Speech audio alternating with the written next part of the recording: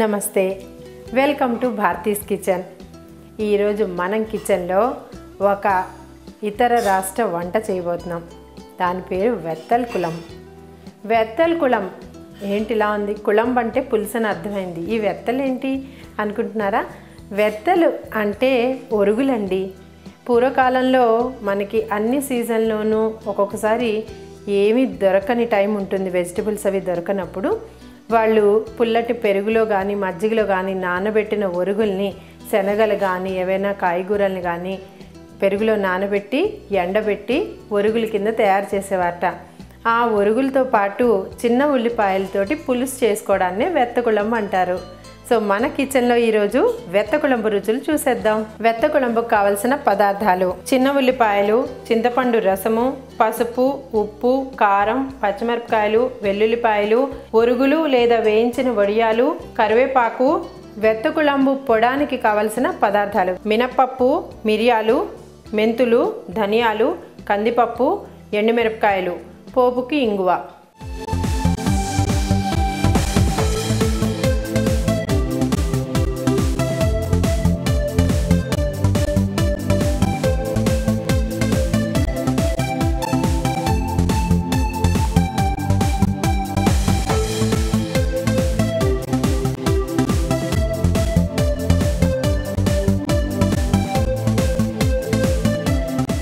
So viewers, మనకి మార్కెట్లో ఈ బేబీ ఆనియన్స్ దొరుకుతాయి. చిన్న ఉల్లిపాయలు వలవటం కొంచెం కష్టమైనా రుచికి చాలా బాగుంటాయి. సో వీటిని సాలెడ్లో తింటూ ఉంటారు, మన ఉల్లిపాయ పులుసుల్లో తింటాం. కానీ వెత్తకుళంబులో స్పెషాలిటీ ఏంటంటే వాళ్ళు ఈ వెత్తకుళంని ఈ ఆనియన్స్ తోటే తయారు చేస్తారు. సో మన కిచెన్లో మనం కూడా ఈ ఆనియన్స్ తోటే తయారు చేద్దాం. ముందుగా స్టవ్ ఆన్ చేసుకుందాం. స్టవ్ ఆన్ చేసుకుని పప్పు నూనె, దీనికి స్పెషల్గా పప్పు నూనెనే వాడతారట. ఈ పప్పు నూనె మరికొద్దిగా, ఈ పులుసు కొంచెం నూనె తేలుతూ ఉంటుందిట, లేదా పైనుంచి కూడా మనం పప్పు నూనెని వేసుకోవచ్చు. సో వాళ్ళ ఆథెంటిక్ స్టైల్లో వండుతున్నాం కాబట్టి మనం ఆయిల్ని స్ప్రెడ్ చేసి, మరీ అంత ఆయిల్ కాకపోయినా సర్వింగ్కి ముందరైనా ఒక్కొక్క స్పూన్ జోడించుకున్నా సరిపోతుంది. ముందుగా ఈ ఒలిచి ఉంచుకున్న బేబీ ఆనియన్స్ని ఈ నూనెలో వేయించడానికి వేద్దాం. దాని తర్వాత స్ప్లిట్ చేసిన 1 లేదా 2 పచ్చిమిరపకాయలు సరిపోతాయి, అవి వేద్దాం. సో ఈ ఉల్లిపాయలు వేగుతున్నప్పుడు చాలామంది వెత్తకుళంబులో సాంబార్ పౌడర్ ఆ రసం పౌడర్ యాడ్ చేసి ఇది తయారు చేస్తూ ఉంటారట. కాకపోతే మనం దీన్ని ఈ తమిళ్ స్టైల్లోనే చేద్దాము అనుకుంటే వెత్తకుళంబు పౌడర్కి సపరేట్ ఇంగ్రీడియంట్స్ ఉంటాయి.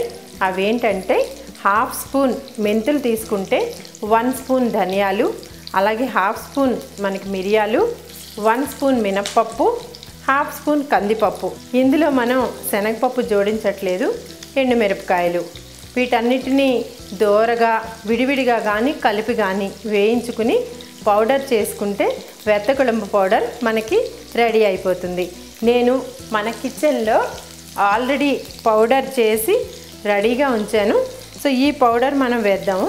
దీనివలన ఈ పులుసు ఏంటంటే కొంచెం కారంగా పుల్లగా ఉంటుంది దీని టేస్ట్. ఇందులో మనం ఏ విధమైన చక్కెర లేదా బెల్లం యాడ్ చేయం. సో మనకి ఆనియన్స్ వేగడానికి ఎక్కువ టైం పట్టదు. బేబీ ఆనియన్స్ చాలా తొందరగానే బ్రౌన్ అయిపోతాయి. ఈ వేగుతున్న ప్రాసెస్లో మనం ఈ ఆనియన్స్కి 4-5 వెల్లుల్లిపాయలు తీసుకుని యాక్చువల్గా యాజ్ ఇట్ ఈస్గా వేసేయచ్చు, లేదా ఒక్కసారి వెల్లుల్లిపాయల్ని మనం స్ప్లిట్ చేసి కానీ లేదా చితక్కొట్టి కానీ వేస్తే దీని ఫ్లేవర్ చాలా బాగుంటుంది. సో ఆ విధంగా మనం ఇక్కడ ఆ వెల్లుల్లిపాయని యాడ్ చేసేసాం. సో వెల్లుల్లిపాయలు కూడా చాలా తక్కువ టైంలోనే వేగిపోతాయి. ఈలోగా మనం రసం తీసి పెట్టుకున్న చింతపండు రసం ఏదైతే ఉందో ఆ చింతపండు రసాన్ని మనం ఈ ఆనియన్స్ అండ్ వెల్లుల్లిపాయ వేగుతున్న మిశ్రమంలో పోసేద్దాం. సో ఇది ఉడుకు అందుకునే ముందు మనం కొద్దిగా దీనిలో పసుపు, తర్వాత ఒక హాఫ్ స్పూన్ ఉప్పు. కారం నేను అపీరెన్స్ కోసం కొద్దిగానే యాడ్ చేస్తాను, ఎందుకంటే ఆల్రెడీ మనం ఎండుమిరపకాయలు మిరియాలతోటే ఈ పౌడర్ని తయారు చేసాం కాబట్టి మనకి కారం అందులో పౌడర్లో కూడా కారం ఉంటుంది కాబట్టి మనం కొద్దిగా కారాన్ని దీంట్లో యాడ్ చేసుకుంటాం. సో మన పులుసు కన్సిస్టెన్సీని బట్టి కొంచెం వాటర్ యాడ్ చేసుకోవాలనుకుంటే ఇప్పుడు యాడ్ చేసుకోవచ్చు. అదర్వైజ్ దీన్ని సిమ్లో ఉంచి ఒక్క 10 నిమిషాలు మూత పెట్టి కుక్ చేద్దాం. సో మన పులుసు చక్కగా ఉడుకుతోంది. ఈ స్టేజ్లో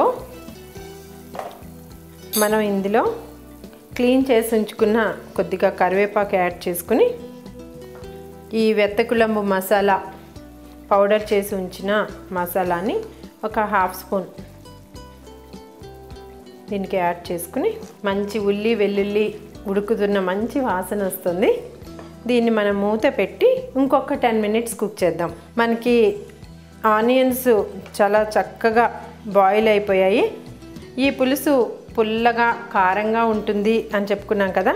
ఇది వేడివేడి అన్నంలోకి పెరుగన్నంలోకి అలాగే 2-3 రోజులు ఎక్కడైనా దూర ప్రాంతాలకు వెళ్తుంటే దీన్ని తీసుకెళ్తే మనకి చక్కగా మంచి ఒక డిష్ మనతో ఉంటుంది.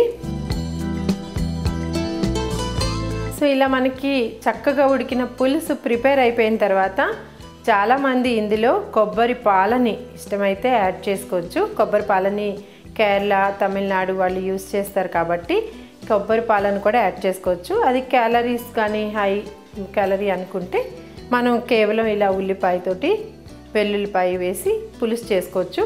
మనం వెత్తలు అన్నాం, మన దగ్గర ఒరుగులు ఉంటే వెత్తలు షాపుల్లో దొరుకుతాయి, అవి తెచ్చుకోవచ్చు.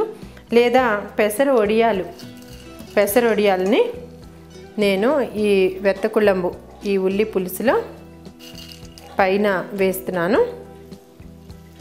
దీనిపైన కొద్దిగా ఒక స్పూను నువ్వుల నూనె పప్పు నూనెని యాడ్ చేస్తాను, 2-3 స్పూన్స్.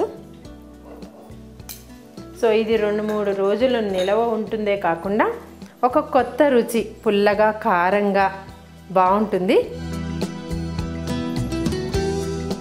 సో ఈ వెత్తకుళ్ళంబు చూసారు కదండి, ఎంత సింపుల్గా మనం పక్క రాష్ట్రంలో వాళ్ళు ఏం వండుకుంటున్నారో చూసి మన కిచెన్లో చేసేసాం.